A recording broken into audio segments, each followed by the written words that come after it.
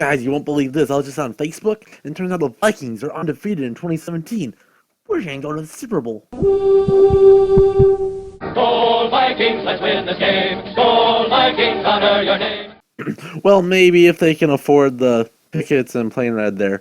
Well, anyways, this is the Vikings vs. Bears game review on a nice New Year's. 2017 is here. Brand new year. Brand new Vikings, maybe. Well, we started out nicely. Won 38-10 at home versus the Bears. Scoreboard-wise, a very, very undecided game. Sam Bradford had a very, very good game. Maybe his most consistent, what we would want from Sam Bradford type game all year long. He was 25 for 33 for 250 yards. That's a 7.6 average. And he threw 3 touchdowns and 1 interception. And he was sacked. Wait for it, Viking fans. You won't believe this one.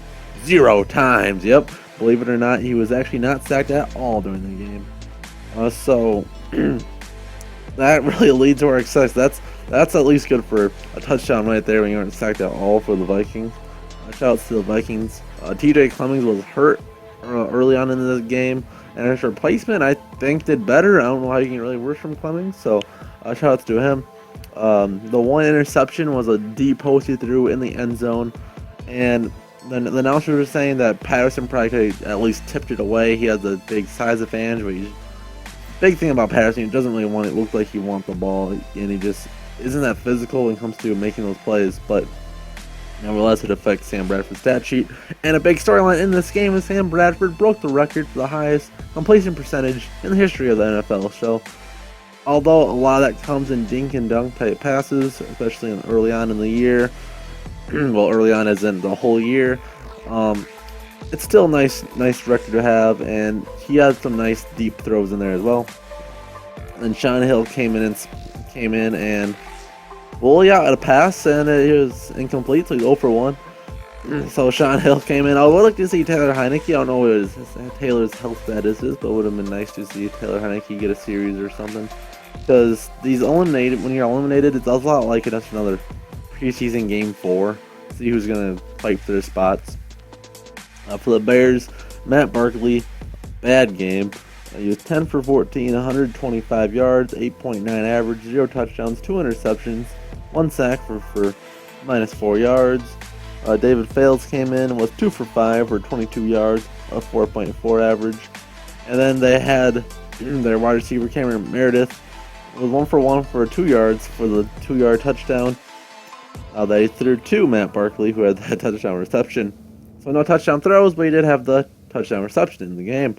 Running the ball, looking pretty good for Jerick McKinnon on the stat sheet. 16 carries for 89 yards, a 5.6 average, a touchdown, and a long of 36. Jerick McKinnon, one of his most successful games as a pro.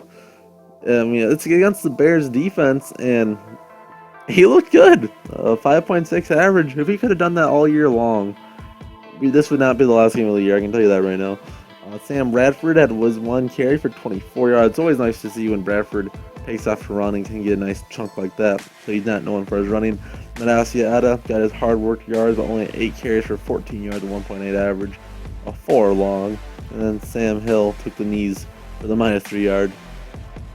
For the Bears, their offense came in the hands of Jordan Howard, who had 23 carries for 135 yards, a 5.9 average, 0 touchdowns, and 18 long. He's always consistently getting like those 5-yard chunks. He looked really, really good.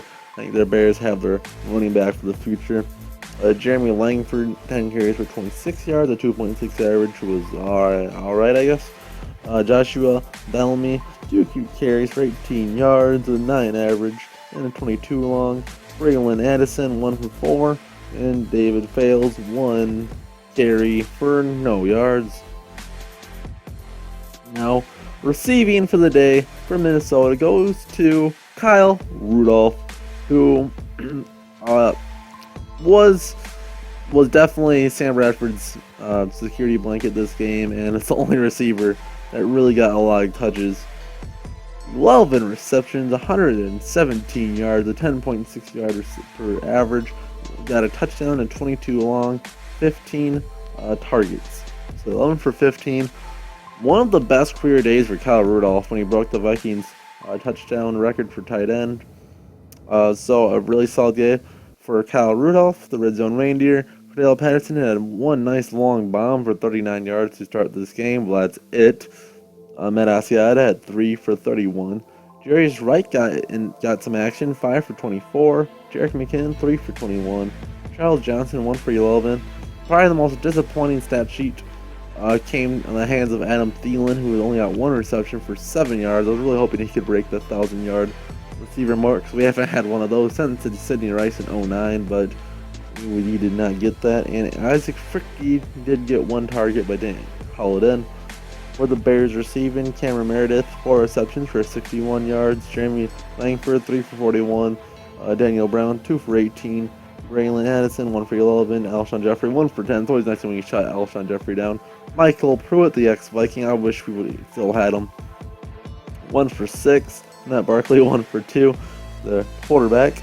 And then a couple guys with extra targets, Deontay Thompson and Joshua Bettany got combined 3 targets, 2 and 1 respectively, but no catches among both of them. The Vikings today, Everson Griffin, Anthony Harris, and J-Ron Curse each recovered a fumble, as Matt Barkley, Jeremy Langford, Braylon Addison, David Fales, and Jordan Hayward all coughed it up. I mean, Jordan Hayward didn't cough it up, he fell in his own fumble. For the Vikings on defense, the defensive MVP, like almost every single game all year, Eric Kendricks, 10 tackles, 6 total, 1 tackle for a loss, 1 QB hit, and he hit him real hard. Anthony Harris played fairly well again, subbing in for the injured Anderson Deo. I would like to say some J-Ron Curse in there, but it's whatever. Anthony Harris, 8 total tackles, 5 were solo. Shamar 7 had 7 tackles, 2 were solo. Linval Joseph, another really solid day for him, 7 tackles, 1 sack on the day, and 1 QB hit. Anthony Barr showed up some, he had 6 tackles. Daniil Hunter, 5 tackles, 1 solo, and of course he came up on the stat sheet and got another half a sack for our boy Daniil Hunter. Xavier Rhodes, 4 tackles, but he did have the interception and a pass defense. Another good game for Xavier Rhodes. Brian Robinson, 4 tackles. Captain Merlin, 3. And so on and forth as we get to the bottom of the stat sheet there. For the Bears, Jarrell Freeman, 10 tackles, 9 were solo. 2 pass defense, nice game for Freeman. Harold Jones Quarterly, 7 total tackles, 7 all were solo. 2 pass defenses. They were the studs of their defense today. Nick Koswiski, 4 total tackles, 3 were solo. Demontre Hurst, 3 tackles, they're all solo. CJ Wilson, 3 for 2, and down the line there. And of course, Trey Waynes had another interception of the day for the Vikings, both interceptions, and Trayvon LeBlanc had an interception for the Bears. Trick returns, Cordell Patterson had the one, but it was a nice one, 35 yards. Got the Vikings good at field position. Devontae Thompson had 3 for 107 total yards at 35.7 average there, so he had 2 good kick returners in this game. Marcus Shields had a nice long return of 36 yards. He had 2 returns. And Brian Edison had the 1 return where he coughed it up, muffed it, and the Vikings recovered. Kai Forbath, 1 for 1 on field goals, and 5 for 5 on PATs. I think he's got his roster spot at the very least penciled in for next year. He looked pretty good this year.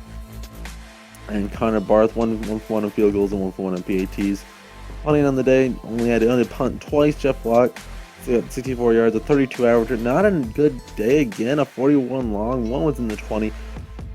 This was a somewhat below average day again I'd say for Jeff Block. The last half of the year was not that good for Jeff Block. He looked really, really good at the first half. I think he was near the top of the league in punt average and net yards long. He looked really, really good early on. Maybe he had to punt too much in the middle of the year. I wouldn't not guess about that. Pat O'Daniel, 3 punts for a 47.7 average. You should just look at the average, a 15-yard difference there. 1 was in the 20 and 54 long for O'Donnell. And I imagine the Bears probably punt just as much as the Vikings will, unless they turn over more. So that'll end the season, bring the Vikings to an 8-8 record, 5-3 at home. And that's pretty much how this season ends. The Bears really shot themselves in the foot a lot with penalties. When they get a nice chunk of yards, they get penalties. They'll get yards, but then they throw an interception or fumble the ball away. And the Vikings did really good trying those turnovers into points, and that was the difference in this game. The Vikings only had the one turnover that didn't cost them anything, and the Bears had all theirs, and they all got points on all of them. So the Vikings really looked good there. Looked a lot like the 5-0 Minnesota Vikings in this game, but they turned it back on just a little bit late. And it's hard to think that if we could beat this team in Soldier Field a few weeks ago, we would still be in the playoff hunt. We would be, oh no, we would be at 9 wins. We probably would have needed some help, but that was probably the biggest blow of the season. I'll be talking more about the season if you would like to hear my thoughts on that in the Vikings season review coming up later this week, and I'll do an analysis on our offense, defense, and special teams. And then we'll do some more other Viking stuff. I'll give away my season rewards as the season goes on. But otherwise, thank you guys for watching. If you got this far in the video, hashtag skull down below, and we'll see you guys next JOZ video.